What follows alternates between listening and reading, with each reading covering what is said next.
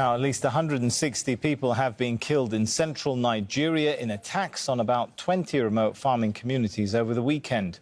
Another 300 were injured when gunmen torched houses and destroyed property. Funerals have been taking place in Plateau state. Thousands of people have fled their homes.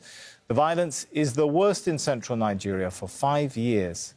Well, Fidelis Mbah reports from Bokkos.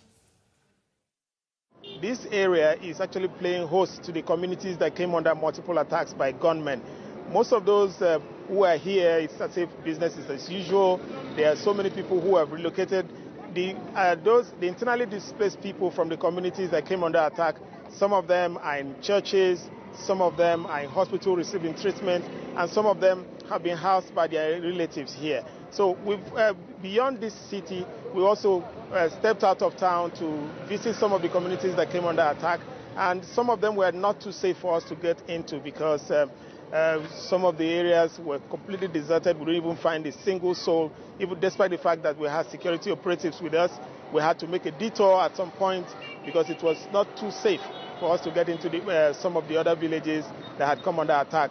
We saw houses burnt down, we saw vehicles, we saw properties destroyed, and I've also received a document from the local authorities here which actually highlights the number of houses burnt, the number of people killed in these communities, and they're still compiling a list of people who are missing from the communities, even though some of them are believed to be in their dozens. So no one has the exact number of people missing, and we're still waiting for authorities to confirm how many people have exactly been killed, because what I have here is 148 people killed in Bokkos alone, local government area, and we have about 3 local governments that came under attack. That's Barikin Ladi local government and also Mangu.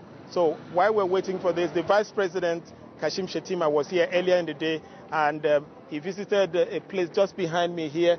I think it's like a mini stadium, and after that visit, he left for Abuja, and he didn't go to the villages to see those who were displaced. So we're waiting to hear what next the government will be saying. Fidelis Mbah, Al Jazeera, Bokkos.